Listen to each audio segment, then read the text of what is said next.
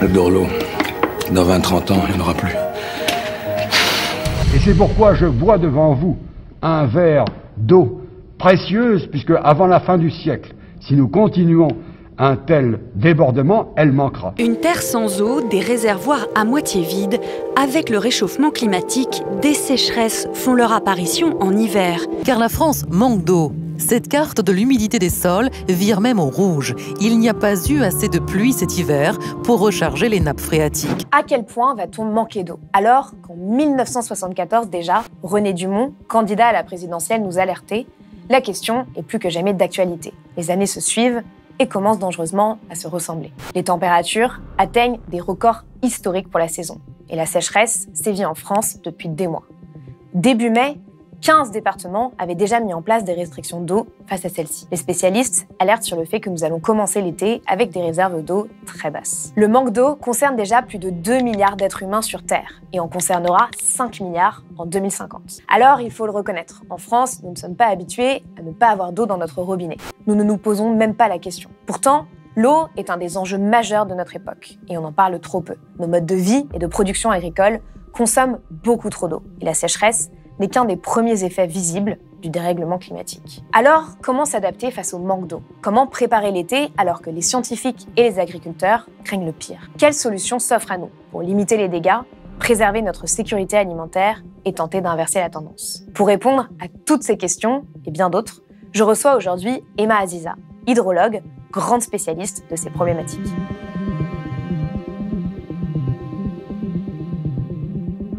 Emma Aziza, bonjour. Bonjour. Merci d'être venue sur le plateau de Blast. Merci à vous de me recevoir. Alors, vous êtes docteur de l'École des mines de Paris, vous êtes hydrologue et vous êtes aussi directrice et fondatrice de Mayan, qui est une structure et un centre de recherche appliquée dédié aux stratégies de résilience territoriale et à l'adaptation face au changement climatique. Et vous êtes un peu l'une des référentes en France sur les questions liées à l'eau. Vous avez récemment, au vu de l'actualité, fait le tour des médias et vous êtes aussi fait remarquer fin avril sur Twitter avec un tweet qui était une sorte de cri d'alarme en réaction au franchissement d'une nouvelle limite planétaire expliquée par Bonpote. Vous avez écrit « Je ne sais plus comment le dire, le crier parfois, puis me taire devant le flot d'actualité continue. Mais est-ce que vous avez compris ce que veut dire le manque d'eau? Plus d'énergie, plus rien à manger. On n'est plus rien en fait. Vous êtes sûr de vouloir continuer comme ça ?» Et quelques jours plus tard, vous avez dit sur France Info « On n'a pas compris ce qui nous arrive. » Alors ma première question, c'est qu'est-ce qui nous arrive très concrètement? Qu'est-ce que ça signifie le manque d'eau? Ce qui nous arrive déjà, c'est qu'on est sorti en fait d'une variabilité climatique naturelle qui fait qu'on a toujours eu des sécheresses, on a toujours eu des inondations gigantesques. La France a toujours vécu des famines en lien avec la question des sécheresses. Sauf que là, on vit des sécheresses chaque année. Et chaque année, avec un format différent, avec un scénario différent. Depuis 2017 à peu près. Et vraiment, pour moi, la cassure, elle arrive en 2017. C'est-à-dire de 2014 à 2017, on commence à avoir des signaux de sécheresse de plus en plus marqués. Mais 2017 est vraiment une année de sécheresse historique.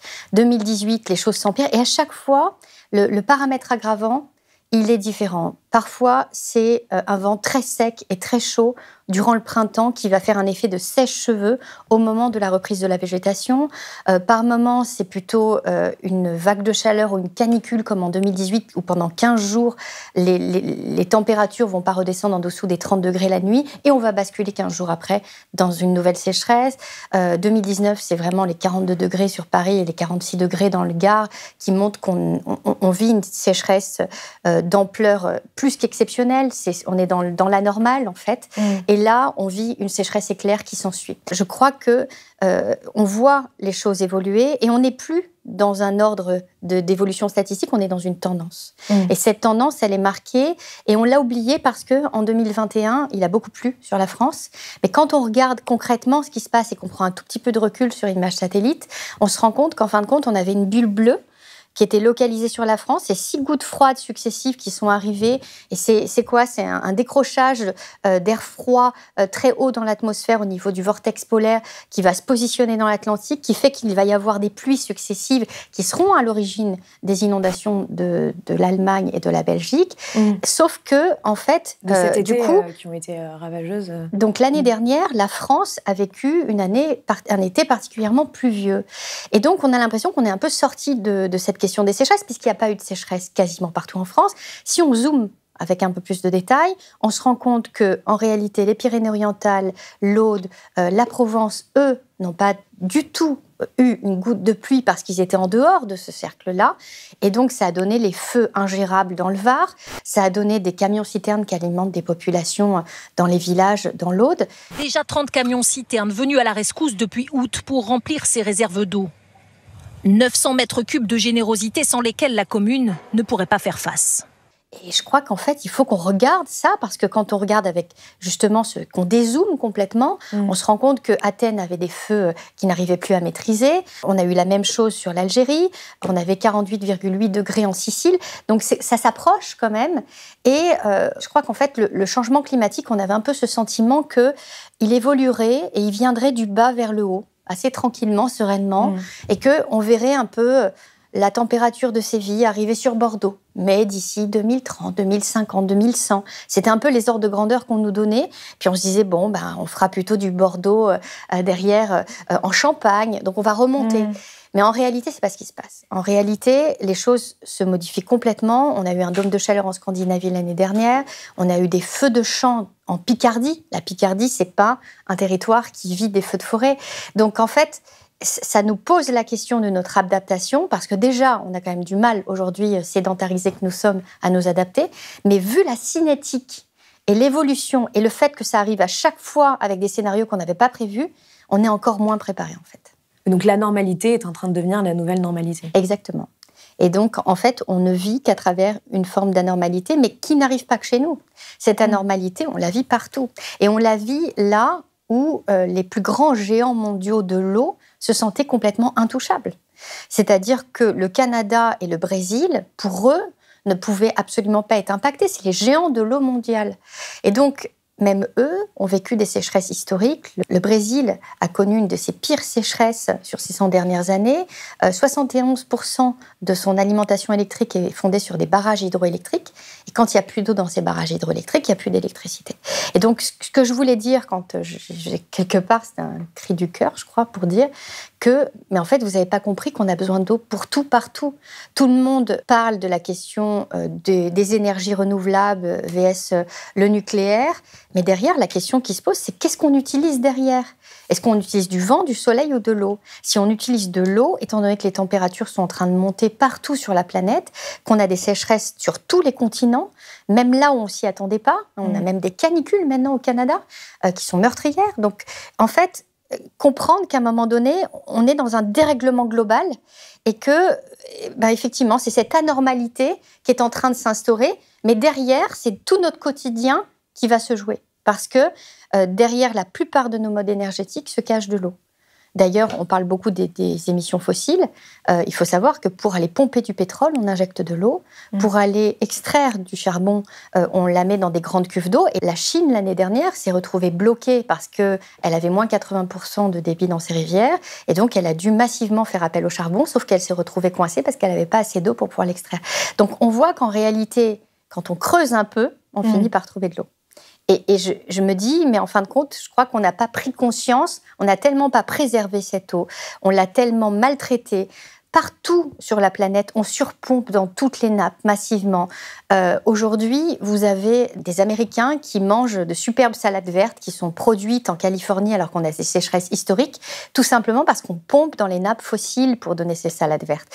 Et donc, il faut comprendre ça. C'est-à-dire qu'on pompe jusqu'au moment où il n'y en aura plus, c'est-à-dire avec la même logique que le pétrole. Justement, vous avez déclaré récemment, si nous ne changeons pas de cap, la France ressemblera dans 10 ans à la Californie. Cette semaine, on devrait atteindre les 37 degrés en France. C'est un record historique en fait pour un mois de mai. Et l'Europe est à nouveau soumise à des températures qui sont records par rapport à la normale. Finalement, est-ce que les sécheresses qu'on vit actuellement, est-ce que c'est une sorte d'avant-goût de ce qui nous attend sans action politique majeure ? Je pense que la vulnérabilité d'un territoire, elle se met en exergue, elle s'exprime en fonction de la manière dont on a traité ce territoire.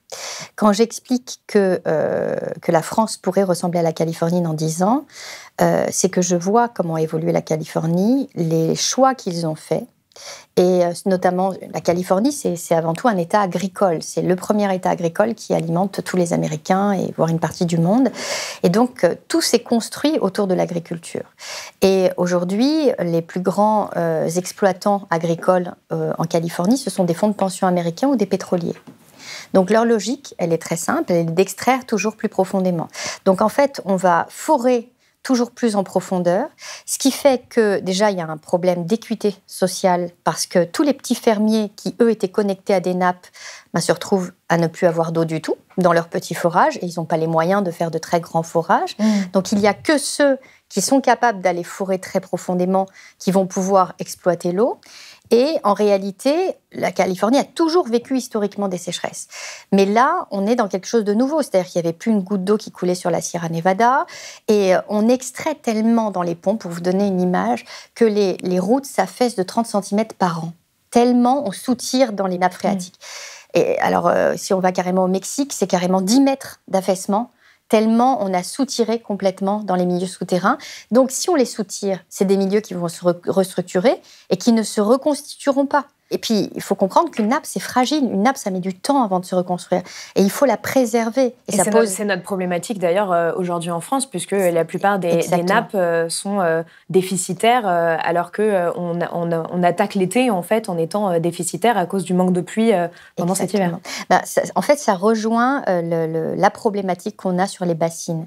À partir du moment où vous allez piocher votre eau dans les milieux souterrains pour la conserver l'été, en plein air, soumise à l'évaporation intensive, qui s'accélère d'autant plus qu'on a des températures anormales. Là, on a quasiment un mois continu de record de température chaque jour. Et quand on regarde quand est-ce que ça nous est déjà arrivé, en fait, on regarde 2020 et on a à peu près la même chose sur le mois de mai 2020. Et le mois de mai 2020 avait été l'année la plus chaude jamais recensée en France. Et d'ailleurs, 2021 a été particulièrement froide sur la France, mais par contre, c'est l'année la plus chaude jamais recensée dans l'Europe.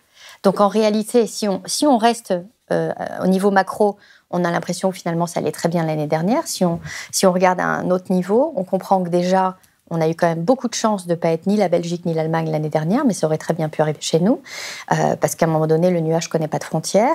Et en fait, il faut comprendre que derrière, on est sur une nouvelle tendance, une nouvelle ère, quelque chose qui nous indique qu'on a des réponses hydrologiques nouvelles. Et donc, l'idée, c'est même plus de parler de scénarios à 2030, 2050 ou 2100. La question, c'est maintenant en quoi on est vulnérable. Et on est vulnérable, dans un premier temps, dans tout ce qui va empêcher à l'eau de pénétrer dans nos sols. Et donc, on a deux éléments principaux en France. C'est premièrement l'urbanisation massive et la bétonisation, parce que en fait, on va accélérer un grand cycle de l'eau, c'est-à-dire qu'on va faire en sorte que les précipitations vont tout de suite ruisseler, emporter tous les polluants, les poubelles, les métaux lourds, tout ce qu'ils vont trouver finalement de cette eau sur son chemin, et elle va finir dans le cours d'eau principal qui sera à l'aval de la ville. Et donc, en fin de compte, on accélère d'autant plus le débit de ce cours d'eau principal qu'en général on a canalisé, endigué, on augmente les vitesses, on laisse pas du tout respirer une rivière. Aujourd'hui, on la contrôle. Et donc, à ce moment-là, ça finit par s'éjecter dans l'exutoire en mer et on retrouve un cycle de l'eau. Et ce cycle de l'eau s'accélère. Donc, on est un peu comme un hamster dans une cage. Et en fin de compte, ce hamster, il court de plus en plus vite. Ça, c'est l'image du cycle de l'eau actuel. Et on a oublié... Et surtout, cette bétonisation, en fait, elle empêche aussi, au moment des inondations, l'eau de s'écouler par les sols. Et donc, c'est aussi ça qui est finalement un facteur aggravant pour les inondations qu'on oublie aussi parfois. Oui, en fait, toutes les villes de France, quasiment, ont créé des bouches d'égout, si vous voulez, avec des collecteurs qui sont capables d'absorber des périodes de retour d'une pluie de l'ordre de 10 ans à 20 ans. Donc, la période de retour, c'est juste une évaluation statistique. C'est-à-dire que c'est une quantité de pluie, une intensité qui est estimée sur le plan probabiliste comme une chance sur 10 ou une chance sur 20 de se produire chaque année. Et en fait, en réalité, dès que vous avez une pluie supérieure, tout ruisselle. Donc, en fin de compte, la rivière, c'est la rue. C'est ce qui s'est passé en Belgique, sur Liège. C'est-à-dire qu'à un moment donné, les systèmes ne sont pas capables d'absorber l'eau. Donc, ils ne freinent pas, ils accélèrent. Ils accélèrent la corrosion. Ils accélèrent parce que tout ce qu'ils trouvent sur leur chemin fait que l'eau va être encore plus lourde, plus turbide et donc du coup plus corrosive pour les bâtiments, voire emporter les bâtiments, déstabiliser les structures profondes. Donc en fait, la manière dont se déroulent aujourd'hui tous les éléments météorologiques extrêmes met en exergue la façon dont on a construit nos villes et la façon dont on a aussi construit nos champs, parce qu'on a oublié de préserver nos sols. Et ça, c'est quelque chose d'essentiel, et c'est pour moi un volet aussi important que l'urbanisation, parce que quand on regarde à l'échelle de la France, on a quand même peu de centres urbains, on a 12% de superficies qui sont vraiment des aires urbaines et donc imperméabilisées. On pourrait agir vite, on pourrait vraiment construire des villes éponges très rapidement, on pourrait mettre des matériaux poreux, on pourrait revégétaliser. Il n'y a rien de plus puissant qu'un arbre. Et puis d'ailleurs, ça a d'autres effets, parce que derrière, ça va nous aider sur les îlots de fraîcheur, donc à mieux gérer les canicules, parce qu'on sait qu'on peut avoir un gradient de presque 10 degrés entre le centre-ville et l'extérieur. Donc ça, c'est pour la ville. Et pour les champs, j'ai envie de dire, en fait, on a un vrai problème, c'est qu'on a eu une révolution agricole après la Seconde Guerre mondiale. Et cette révolution a voulu massivement nous alimenter, massivement proposer un nouveau modèle productiviste. On a eu ces 30 glorieuses qui étaient magnifiques, merveilleuses, avec du plein emploi. Et on ne s'est pas soucié des conséquences. Et en fin de compte, on n'a pas fait attention à ce qui se passait derrière.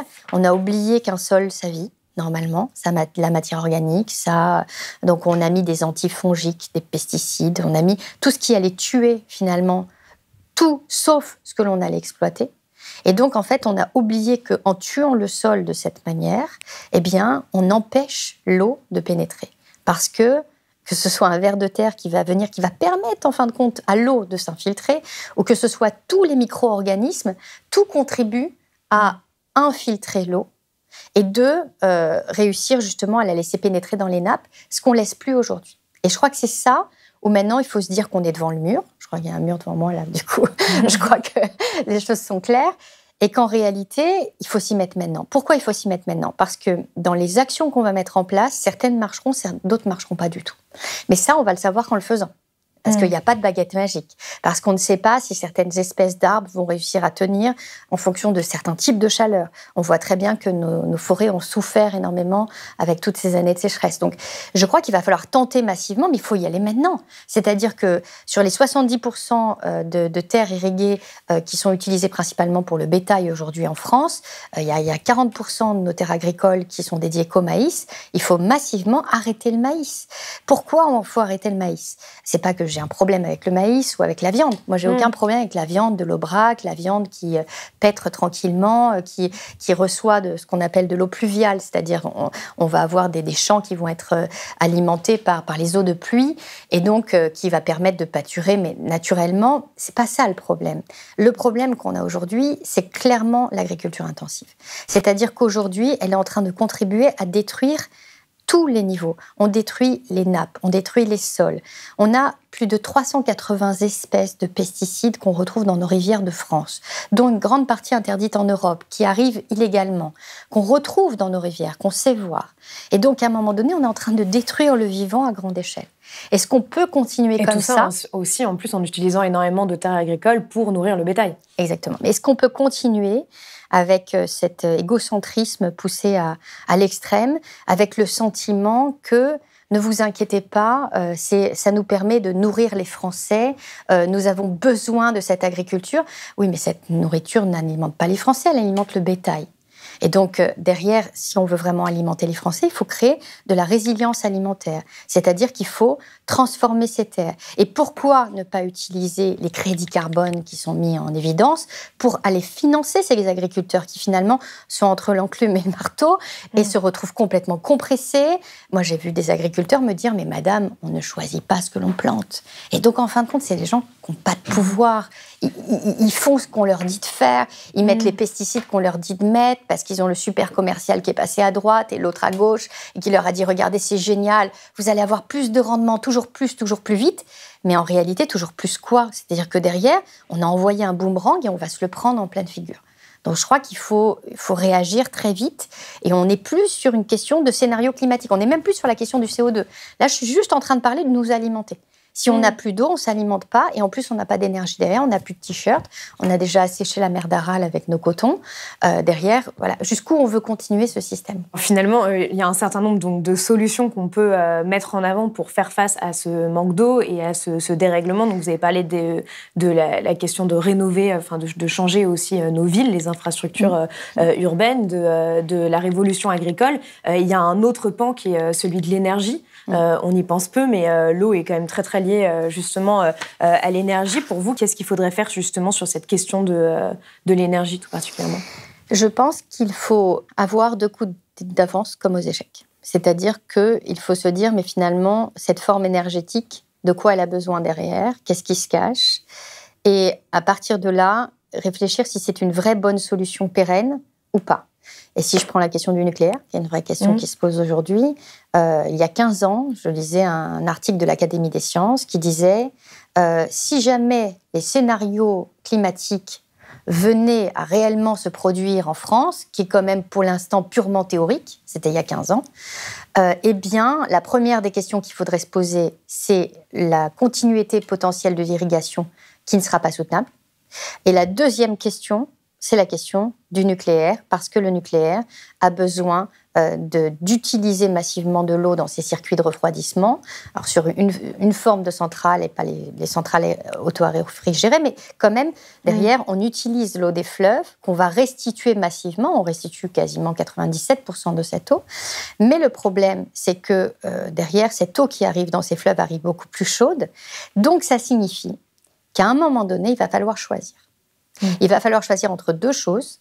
La première, c'est on est en plein été, on vit une canicule, et donc il va falloir soutenir tous les systèmes de climatisation, parce qu'on n'a pas le choix. Et donc, du coup, il va falloir produire de l'électricité pour ça. Ou bien, est-ce qu'on se dit, et à ce moment-là, derrière, quid du milieu? Ou bien, est-ce qu'on préserve le milieu et donc on la évite, biodiversité, justement. Et donc, toute la biodiversité généralisée, toute la chaîne trophique qui nous permet aussi à la fin d'avoir du saumon dans notre assiette, il ne faut pas l'oublier. Et donc, en fait, toute cette chaîne-là, est-ce qu'on la détruit au nom du fait de continuer cette productivité? Et je crois qu'on va se retrouver à un moment donné devant ce mur. Ceux qui pensent que tout a été calculé, mesuré, que tous les rapports prévoient tout, ça fait 20 ans que je travaille dans la gestion des risques et des crises, je peux vous assurer qu'il y a une chose qu'on sait, c'est qu'on ne sait rien. Et le minimum, c'est d'être un petit peu humble et de comprendre qu'en fin de compte, les projections qu'on avait, déjà, elles sont rejouées en permanence. C'est-à-dire que les scénarios sont toujours revus. J'ai commencé à lire les premiers rapports du GIEC en 2001. Donc ça fait quand même une vingtaine d'années. À chaque fois, on a revu les scénarios à la hausse. À chaque fois, c'était différent. C'est ce que disent la plupart des auteurs, oui. Et donc, quand on regarde ça, on comprend que on fait en fonction de l'état des connaissances. Mais un territoire, c'est complexe. Ça a des effets dominos en chaîne. Et donc, en fin de compte, voilà, il faudra sans doute choisir entre de la production électrique nucléaire ou de la production, le fait de régénérer la biodiversité en local et d'essayer de la préserver de très hautes températures. Surtout que ce soit le monde industriel ou le monde de l'énergie nucléaire, de l'énergie même des barrages hydroélectriques, en fait, on utilise beaucoup d'eau, mais cette eau est massivement restituée. C'est pour ça que dans le bilan, le milieu agricole utilise beaucoup moins d'eau en réalité. Sauf que eux, tout est utilisé par la plante pour ensuite aller essayer d'extraire le carbone et elle transpire son eau, donc ça repart en vapeur d'eau. Donc c'est une eau qui est perdue dans le cycle immédiat, alors que là, l'eau est restituée dans le milieu. Mais elle est restituée chaude. Mais elle est restituée beaucoup plus chaude partout, tout le temps. Est-ce que ça aussi, c'est soutenable à un moment donné, dans un moment où les températures s'accélèrent? Et donc, il va falloir choisir entre notre confort et le vivant. Et c'est une question qu'il faut poser. Et l'idée, c'est pas de dire je suis pour, je suis contre, c'est simplement de poser tout carte sur table et d'essayer de poser les bonnes questions. Et à ce moment-là, quand je vois le dérèglement du cycle de l'eau à l'échelle internationale, je me dis que la seule chose qui nous reste de viable sur du long terme, c'est sans doute le solaire et l'éolien. Alors justement, là, on est quand même vraiment en plein dedans face à cette problématique-là, puisque les scientifiques, les agriculteurs sont très inquiets pour cet été, étant donné le fait qu'on manque de réserves d'eau. Comment est-ce qu'on peut appréhender cet été-là, à votre avis, et qu'est-ce qu'on peut attendre? Cet été, il est vraiment particulier. 2022, c'est la première année où on n'a pas de recharge hivernale du tout. C'est-à-dire qu'il n'y a pas eu de pluie ni en janvier, ni en février, ni en mars, ni en avril. On a à peu près 40% à l'échelle nationale de déficit de pluie, mais localement, on peut monter jusqu'à 80%. Donc ça signifie quoi? Ça signifie qu'on démarre avec toutes nos réserves qu'on était censé avoir, en réalité, qui ne sont pas présentes. Donc du coup, ces réserves-là nous permettaient d'alimenter le printemps et l'été. Parce que quand vous voyez de l'eau dans un cours d'eau et qu'il ne pleut pas, l'eau que vous voyez, dans la majeure partie des cas, ce n'est pas l'eau derrière de la rivière, c'est l'eau de la nappe. C'est la nappe qui redonne de l'eau à la rivière. Et quand on comprend qu'il y a un jeu permanent entre la nappe et la rivière, déjà on comprend mieux la question des bassines. C'est-à-dire que si on enlève la réserve de la nappe, on va projeter 2 fois plus rapidement le niveau des rivières qui seront plus à sec plus vite. Donc en fait, on va assécher le milieu. Si on assèche le milieu de la rivière, qu'est-ce qui se passe comme effet en chaîne? Il y a d'ailleurs beaucoup de luttes au niveau local contre les projets de méga-bassines. À juste titre, parce que c'est des gens qui habitent en local et qui, derrière, à un moment donné, ne veulent pas voir leur territoire se retrouver détruit et voient déjà les premières conséquences tangibles de ces effets-là. Je crois que les gens n'ont pas envie de lutter par plaisir. Derrière, c'est pas pour dire, ça y est, j'ai trouvé une nouvelle guerre à mener. Je crois qu'ils sont sur leur territoire et derrière, ils sont touchés de plein fouet. Et j'en ai rencontré, j'ai vraiment vu à quel point ils sont atteints parce que derrière, ils ont toutes les constantes. Ça devient même presque des scientifiques en herbe, j'ai envie de dire, parce qu'ils prennent toutes les constantes. Ils essayent d'analyser le niveau des nappes, ils essayent de comprendre et ils voient. Et moi, j'ai vu, au printemps, j'ai vu vraiment que la zone qui, derrière, a déjà construit énormément de bassines, c'est une zone qui, actuellement, se retrouve dans un état critique depuis l'hiver. C'est-à-dire que derrière, on n'a même pas eu cette recharge hivernale pour recharger tout ça. Et puis quand j'ai essayé de creuser pour comprendre mais pourquoi à ce moment-là, soyons fous, on va se dire d'accord, on a besoin de cette agriculture irriguée, c'est extrêmement important, il faut soutenir la filière maïs, etc. Imaginons. D'accord, mais alors pourquoi pas forer directement dans les nappes? Laissez-la dans les nappes et prenez-la quand vous en avez besoin. Eh bien non. Pourquoi? Parce qu'en fait, si vous avez une retenue, si vous avez une bassine, donc, il faut imaginer qu'une bassine, c'est pas juste une toute petite bassine, hein, c'est gigantesque. Des dizaines et des dizaines de piscines olympiques. Et c'est aussi de la bétonisation, de l'artificialisation. C'est des bâches PVC, en fait, qui derrière déconnectent complètement au milieu. Mais en réalité, quand on regarde ces bassines-là et qu'on comprend que du coup, pourquoi on n'a pas foré en profondeur, au moment où on en a besoin, à la limite au mois de juillet, août, laissons les gens irriguer plus longtemps jusqu'à ce que les nappes s'assèchent, c'est pas grave, plutôt que de prendre ces nappes l'hiver, les mettre en hauteur, les laisser soumis à l'évaporation. Eh bien non, parce que en fait, si vous êtes un agriculteur aujourd'hui et que vous êtes connecté à une bassine, si le département est en arrêt de crise en termes de sécheresse sur le plan préfectoral, eh bien tous les autres auront l'interdiction d'irriguer, mais si vous avez une bassine, vous avez le droit. Donc, en fait, c'est juste un passe-droit qui vient répondre à un problème réglementaire et qui vient dépasser un arrêté préfectoral. Donc, je trouve que c'est quand même assez hypocrite derrière. Autant, tant qu'à faire que tout le monde se mette d'accord, plutôt que de construire des bassines, laissez-les forer dans la nappe jusqu'à ce qu'elles soient asséchées. Il y a quelque chose qui ne va pas dans ce système-là. Il y a quelque chose qui n'est pas clair, qui n'est pas cohérent. Et surtout, en plus, qui soutient quelque chose qui, derrière, nous amène droit dans un mur, quoi. Donc voilà, je pense qu'il faut accompagner les agriculteurs, les accompagner à les reconvertir, parce qu'on ne peut plus faire avec autant de pesticides en France. Il y a encore un nouveau rapport qui a été émis, qui, derrière, montre justement cette atteinte qu'on voyait, nous, déjà depuis très longtemps. Il n'y a pas une rivière, il n'y a pas une nappe qui n'est pas polluée par les pesticides, par les nitrates, par tout ce qui peut y avoir. À un moment donné, prenons conscience que si on a un problème de quantité, on aura un problème de qualité. Et ça, c'est le problème qui arrive derrière. Et ça va être bien pire. Parce que derrière, il va falloir... Ça coûte très cher, derrière, de gérer la question de la qualité de l'eau. Donc voilà, pour moi, c'est des questions qui sont essentielles, qui n'ont peut-être pas assez été portées dans le débat public et qui pourtant soutiennent tous nos modes de vie. Mais alors justement, quels sont les risques pour cet été? Parce qu'on se dit que s'il y a un manque d'eau, il y a des arbitrages qui vont devoir être faits. Et donc, comment faire ces arbitrages entre la population, l'agriculture, le nucléaire, si on manque d'eau, en fait? Est-ce que c'est ça qui risque de se passer cet été, concrètement? Bah oui. On va tout droit vers, sans doute, on a vu, c'était en 2018-2019, on avait jusqu'à 80% de nos départements qui étaient en niveau d'arrêté de crise maximale. Donc, c'est sans doute un scénario vers lequel on va cette année, clairement. Surtout si vous rajoutez à ça une petite canicule au mois de juin ou au mois de juillet et des déficits de pluie majeurs, à moins qu'il n'y ait le scénario de l'année dernière, c'est-à-dire une goutte froide qui amène justement beaucoup de précipitations avec ce que ça peut engendrer aussi derrière. On va clairement dans une situation qui va être critique et j'espère qu'il va faire réagir pour qu'on remodèle massivement tout le système agricole, qu'on cherche à travailler sur les villes. Aujourd'hui, quand vous regardez les plus grandes agglomérations, on pourrait agir très très vite s'il y avait une politique très active de ville-éponge. Il faudrait qu'à chaque fois qu'on fasse une route ou que derrière, aujourd'hui on le fait partout en France, eh bien, qu'on utilise obligatoirement des matériaux poreux. Il y a aujourd'hui des innovations qui existent, elles ne sont pas assez utilisées. Il y a la question du bien-être aussi des habitants qui va être mise en danger, parce que la question de la sécheresse, ça pose plein de questions. Ça pose une question agricole, ça pose donc économique avant tout. Alors, il n'y a pas que les agriculteurs, il y a notamment tous les établissements de plein air qui se sont retrouvés, notamment les établissements touristiques derrière au bord d'un lac complètement asséché. Le camping, on n'a plus tellement envie d'y aller. Donc, il y a plein de problèmes en chaîne derrière.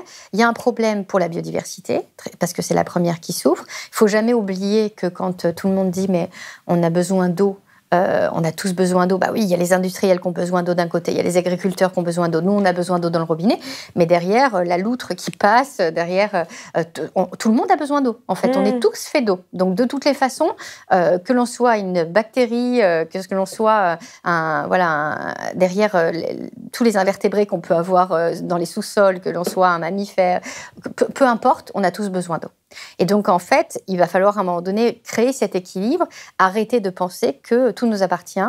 Déjà, à l'échelle de la planète, tous les hydrosystèmes ont tous été aménagés pour l'homme. Donc, il n'y a quasiment plus aucune rivière naturelle. Enfin, c'est quand même très rare, il faut aller très loin et plonger très en profondeur. Donc, c'est-à-dire qu'on a des barrages partout qui contrôlent les débits, qui derrière... Tout est réglé autour de la question de l'eau, aménagée pour l'homme. Donc, on a complètement mis de côté toute la biodiversité qui restait, et c'est aujourd'hui notre équilibre.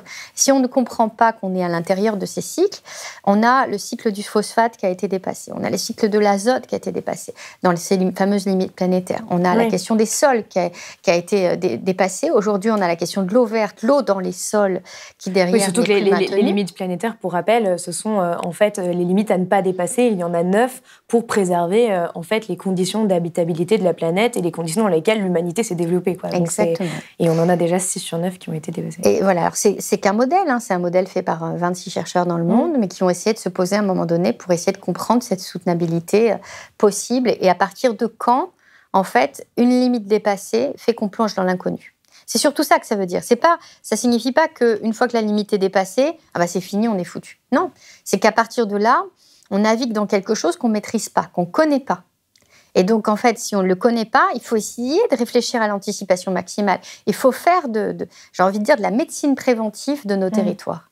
Et pour ça, il faut regarder où elles sont fragiles, en quoi elles sont vulnérables, sur quoi il va falloir agir. Est-ce qu'on veut agir sur le tissu économique? Est-ce qu'on veut agir sur les biens? Parce que les conséquences des sécheresses, c'est aussi une atteinte des biens. Aujourd'hui, une sécheresse coûte plus cher qu'une inondation. On a des gens qui ont des pans de murs entiers qui s'effondrent parce que derrière, le béton ne tient plus. Et on n'est pas obligé d'habiter sur des zones de retrait-gonflement d'argile qui sont connues. Et c'est quand même 1 maison sur 4 en France qui est sur une zone de retrait-gonflement d'argile. C'est aussi un vrai problème, c'est un fléau. Donc, nos bâtiments ne sont pas complètement adaptés. À tous les niveaux, en fin de compte, on voit qu'il va y avoir des atteintes par ces sécheresses. Et nous, on continue finalement à vivre dans notre monde en allant au supermarché, en prenant de l'eau virtuelle derrière tous nos produits, en ayant des crédits immobiliers sur la moyenne, c'est 22 ans et demi. On essaye de projeter derrière toute sa vie en investissant dans une maison. Il faut peut-être maintenant se poser les bonnes questions. Est-ce qu'elle va tenir? C'est des vraies questions, en fait. Et il faut accompagner les Français. Les gens ne sont pas censés savoir à quoi ils sont exposés, comment. C'est très compliqué à comprendre. Même quand on veut savoir, c'est compliqué. Il faut aller sur des sites internet, il faut essayer de trouver. Et on comprend pas. Donc on a peur, on est frustré, on est aussi en colère par rapport à ceux qui n'ont pas agi. c'est le cas encore plus chez les plus jeunes. Et c'est pour ça que je dis, voilà, il n'y a eu que des conneries qui ont été faites pendant des années, on le sait aujourd'hui, on ne va pas revenir dessus à la limite, mais changeons massivement tout de suite. En fait, on a peut-être encore au moins le temps de recréer des écosystèmes viables dans lesquels on pourrait avoir au moins un niveau de vie possible, quoi. Alors justement, pour revenir au niveau politique, René Dumont, qui était candidat à la présidentielle en 1974, nous alertait déjà sur le manque d'eau. Il disait « nous allons manquer d'eau d'ici à la fin du siècle ». Bon, il avait 20 ans d'avance, mais il était quand même tout à fait dans le vrai. Pour vous, comment est-ce que cette question de l'eau, elle peut se faire une place dans justement cette fameuse planification écologique dont parle Emmanuel Macron et dont sera chargée la Première ministre Elisabeth Borne? Mon prochain Premier ministre sera directement chargé de la planification écologique. Déjà, je crois qu'on a beaucoup parlé d'empreinte carbone. Si on parlait d'empreinte eau, ça pourrait être intéressant, parce que déjà, les gens se rendraient compte qu'on consomme à peu près entre 5 000 et 7 000 litres d'eau par jour, et que la question, c'est pas... C'est ça. En Europe, et la question, c'est pas uniquement est-ce que j'ai pris une douche ou un bain. C'est une question qui est essentielle lorsque l'on est par rapport à la nappe à laquelle on est connecté. C'est-à-dire, moins on va pomper dans la nappe, plus on va faire des économies d'eau, plus on va protéger longtemps la nappe qui, derrière, n'arrivera pas à des niveaux critiques. Donc, les économies d'eau sont essentielles à l'échelle individuelle, mais au-delà de ça, on a tout le comment caché. ça peut se faire à l'échelle individuelle, ces économies d'eau? C'est en fait tout ce qui va permettre de réduire les débits, déjà, des robinets, des douches, des toilettes. Et là, c'est des solutions vraiment, c'est des mousseurs, donc des solutions simples à mettre en place. Il faudrait les offrir massivement partout en France, avec des politiques publiques qui viennent accompagner les gens et qui leur placent. Il faudrait réussir à permettre d'avoir des récupérateurs de pluie. Moi, j'ai un maire qui m'a dit un jour, mais vous vous rendez pas compte, Madame Aziza, voyons, il y a quelqu'un qui s'est permis d'avoir un récupérateur d'eau dans son jardin, mais c'est de l'eau qu'il n'a pas payée. Et en fait, je trouvais ça assez intéressant, parce que je me suis dit, mais oui, c'est de l'eau qu'il n'a pas payée, mais de toutes les façons, vous savez, quand il y a une pluie qui tombe, il y a 65% qui repart tout de suite. Si on capte un peu de cette eau, et que derrière, on ne va pas solliciter le milieu, c'est peut-être pas mal pour arroser son jardin. Au contraire, en fait. Et donc, en fin de compte, il faut... Et de toute façon, il peut y avoir... C'est vrai que parfois, on peut se dire qu'il y a une forme d'absurdité à acheter de l'eau en bouteille plastique, alors que cette eau est dans la nature. Enfin, il y a aussi... Ça, c'est une autre question, et c'est un modèle qui ne tiendra pas non plus. Et je pense que derrière, les industriels du secteur de l'eau minérale le savent très bien. Ils savent qu'on est sur un système de bascule. Je pense qu'on n'a pas le choix. C'est soit ces systèmes s'arrêteront d'eux-mêmes parce qu'à un moment donné, on ne pourra pas les soutenir, ne serait-ce que par leur bilan carbone, leur bilan eau caché derrière le fait qu'ils utilisent de l'eau. Vous voulez dire qu'à terme, il pourrait ne plus y avoir de commercialisation de l'eau? Ça risque d'être compliqué, surtout que même risque d'être atteint derrière dans la production qu'il produit. À partir du moment où tu bois une eau qui a été faite à 200-500 km de chez toi, voire sur un autre continent, derrière, entre l'empreinte carbone, si tout ça, si on mesurait le réel prix de l'empreinte environnementale globale d'une bouteille d'eau, c'est quand même assez compliqué. Donc je crois que le seul moyen de préserver ces milieux et ce secteur, parce qu'en France, on est une France où on a toujours fait avec les eaux thermominérales. On avait à l'époque George Sand qui raconte dans ses écrits qu'il descendait pour aller justement dans les sources thermales. Enfin, c'est quand même une histoire de la France d'avoir de l'eau thermominérale, contrairement aux Américains où pour eux, l'eau doit quasiment être distillée, c'est-à-dire qu'elle ne doit rien avoir. Nous, on a une microflore derrière, on conserve en fait la qualité de cette eau et c'est quelque chose d'important pour nous. Le problème principal, c'est le plastique derrière. Donc, il faut retourner à la consigne, il faut retourner aux bouteilles en verre et il faut retourner à des bouteilles en verre qui soient dans un modèle de circuit fermé qui permettent, comme à l'époque, il y a 30 ans, 40 ans, c'était le cas, tout le monde ramenait ses bouteilles. C'est encore un peu le cas dans la restauration, mais ça revient trop lentement. Ça revient trop lentement. Il faut que massivement, tout ce que l'on consomme aujourd'hui soit dans des récipients et des contenants qui soient régénérés dans le système, en fait. Donc voilà, et puis après, je pense qu'on ira de plus en plus vers le fait de filtrer notre eau, d'avoir nos propres systèmes. Il faut aiguiller les gens. Et on a quand même aujourd'hui en France, que ce soit des régies publiques ou que ce soit en système privé, on a quand même un vrai accompagnement sur la qualité de l'eau. On a plutôt une eau potable de qualité. Alors ça dépend un peu d'où on est, mais en réalité, on peut quand même faire confiance majoritairement à notre eau du robinet. Sauf que, effectivement, il y a un autre problème problèmes qui se posent derrière. C'est le problème des fuites, c'est le problème derrière des matériaux lourds que l'eau va pouvoir emmener sur son chemin si on ne répare pas la tuyauterie. Donc je crois que voilà, il faut mettre plus de cohérence en fait. Et donc pour revenir à la planification écologique, comment est-ce que cette question de l'eau pourrait s'inscrire dedans, au-delà du fait d'accompagner les ménages pour qu'ils puissent réduire leur consommation d'eau qu'ils ne maîtrisent pas forcément Alors, je pense qu'il y a cette question du fait de marquer la question de l'eau virtuelle de ce qu'on consomme, parce que c'est important d'en prendre conscience. Il y a le fait de réguler justement l'utilisation de l'eau et la qualité de l'eau. Donc je crois qu'on en a déjà parlé, mais la question des agriculteurs et des pesticides, elle est essentielle, parce que moins on a de pesticides dans les zones de captage, où on va capter l'eau qui va être alimentée ensuite dans nos robinets, moins on va avoir de traitement, donc moins ça va coûter cher. Donc il y a des impératifs de ce type-là. Je crois que ça se fonde. La question de l'eau, elle est au sens du grand cycle de l'eau et du petit cycle de l'eau. Donc il faut redonner l'espace à cette eau dans nos sols et dans nos terres. Il faut remettre de la matière organique, il faut revégétaliser, il faut mettre des haies, il faut faire de l'agroforesterie, il faut remassifier derrière la forestation de toute la France parce qu'on en a besoin. Il faut mettre des formes de mini-forêts dans les villes, il faut rendre ces villes éponges, il faut redonner en fait l'outil que l'on a, qui est le plus puissant aujourd'hui à mes yeux, qui permet de capter le CO2, qui permet d'avoir un niveau de fraîcheur, qui permet d'ancrer le sol et de ne pas avoir des problèmes d'érosion, ou qui permet notamment derrière de contenir l'eau, c'est un arbre.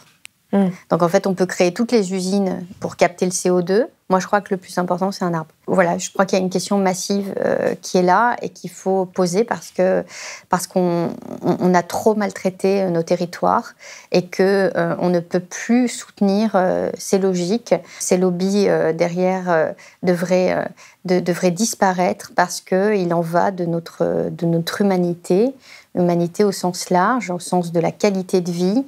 Quelle vie on veut projeter. Et je ne suis pas en train de parler de la vie en 2100, je suis en train de parler de nous, en fait. On n'est même pas en train de parler de nos enfants, juste de nous. Là, en l'espace de 5 ans, on est sur des scénarios qu'on n'avait jamais vus. C'est-à-dire que quand on prend le dôme de chaleur qu'il y a eu à Vancouver et qui a détruit la ville de Lytton en l'espace de 3 heures, on avait normalement une température moyenne au mois de juin, là-bas, entre 18 et 20 degrés. On a eu 47,9. Donc 49,7. Oui. Mais je crois qu'il faut comprendre ça. Il faut comprendre qu'à un moment donné, et c'est intéressant parce que la Californie avait prévu de s'appuyer sur l'Amérique du Nord et sur le Canada pour créer de grandes pipelines pour justement venir alimenter son système à bout de souffle. Et donc quand on regarde, on se rend compte qu'en réalité, eh bien, ils ont tellement souffert au nord de la sécheresse que le projet s'est arrêté. Et donc, c'est tout ça qu'il faut regarder. Il faut regarder le fait que l'Inde, à un moment donné, arrive à de telles températures et va avoir de telles chutes de rendement agricole qu'elle est obligée de conserver le blé pour elle. Mais ça va être le cas de tous les pays. Et si nous, on regarde tout ça... C'est toutes ces pénuries alimentaires qui vont être liées... Mais c'est en chaîne. C'est-à-dire que tout ce qu'on a dans notre assiette aujourd'hui, elle vient d'autres pays, des pays qui vivent des sécheresses aujourd'hui et qui, demain, garderont d'abord les éléments pour leur population. Donc, alors, il y a les Émirats arabes, par exemple, qui, eux, ont de vrais problèmes d'alimentation en eau potable, achètent massivement des terres agricoles en Afrique, dans les zones humides. C'est intéressant de voir comment, à un moment donné, il y a des choses qui se déplacent et il y a des intérêts qui sont en train d'arriver. Et nous, on est là et on essaye de dire, mais non, mais on soutient derrière la puissance alimentaire de la France. Derrière, on va se retrouver dans des circonstances un peu compliquées parce que tout le monde va penser qu'à soi. Donc voilà, je crois que c'est ça. Essayer de gérer la crise, c'est essayer d'avoir ces 2 coups d'avance. Et pour avoir ces 2 coups d'avance, il faut comprendre qu'est-ce qui se cache derrière mon assiette, qu'est-ce qui se cache derrière mes habits, qu'est-ce que je prône et que je ne prône pas. Je crois qu'il faut aussi travailler beaucoup sur la question de la perception, parce que je suis hydrologue, mais j'ai beaucoup travaillé en psychosociologie sur la perception des risques hydrologiques. Et justement, je crois qu'il y a des messages trop contradictoires qui sont passés. Quand d'un coup, on vous dit « oui, il faut travailler sur le circulaire, il faut derrière acheter du seconde main, il faut dire aux jeunes de racheter derrière du seconde main », ok, c'est super. Et derrière, vous avez des pubs tous les 10 mètres de grandes enseignes de fringues et derrière, des Instagrammeurs qui vont prôner un nouveau système. À un moment donné, les gens, ils ne savent plus vers quoi aller. Donc, en fin de compte, ils vont aller dans le modèle qu'on leur a proposé. Donc, voilà, je crois qu'il faut faire attention à ce qu'on dit. Il faut essayer de penser un modèle cohérent Il faut remettre de la cohérence dans tout ce que l'on a. Il faut arrêter maintenant avec les intérêts de chacun et que chacun prêche pour sa paroisse. Je crois qu'on doit tous collectivement essayer de réfléchir ensemble à quel modèle de société on veut, parce que les constats, c'est dans 5 ans, c'est dans 10 ans. Et quand je dis la France ressemblera à la Californie, c'est que toutes ces exploitations, que ce soit la Californie ou le Chili, qui vient aujourd'hui d'obliger la ville de Santiago à diminuer sa consommation en eau pour la population, eh bien, jusqu'à il y a 10 ans, elle exploitait massivement du maïs. Et le système s'est effondré. Donc, si on ne comprend pas ça, on passe complètement à côté de ce que l'on pourrait faire pour devenir résilient.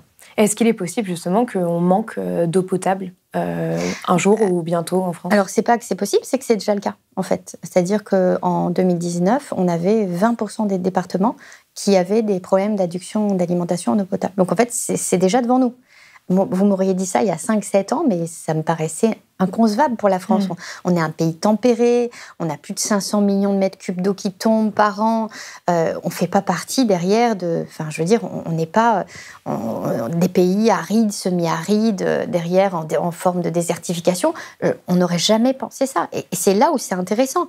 La Belgique vit une sécheresse historique. Donc, en fait, il faut regarder ces facteurs, il faut regarder autour de nous, il faut comprendre en quoi on est dépendant, et il faut essayer de devenir le plus indépendant possible. Et si on réussit ça, eh bien, peut-être qu'on aura une chance d'être plus résilient. Dernière question, vous êtes assez actif sur Twitter, comme on le disait. Vous vous êtes donc plusieurs fois indigné face un peu à ce système qui marche sur la tête. Il y a de plus en plus de scientifiques qui appellent à la désobéissance civile, qui alertent comme ils peuvent sur les réseaux sociaux. Est-ce que vous pensez aujourd'hui qu'il y a vraiment une nécessité que les experts entrent plus dans l'arène publique et arrivent à essayer de se faire entendre par tous les moyens? Est-ce que c'est comme ça que vous vous inscrivez dans... Moi, je pense, en tous les cas... je suis vraiment peut-être un chercheur un peu atypique, mais j'étais dans mon labo de recherche et j'ai beaucoup réfléchi. J'ai fait une thèse très opérationnelle où je me suis rendu compte qu'il y avait une dichotomie mais énorme entre ce que pensaient les ministères, entre la réalité sur les territoires et entre les savoirs des chercheurs.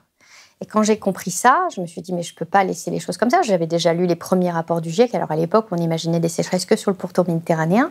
On se rend compte que c'est plus compliqué aujourd'hui.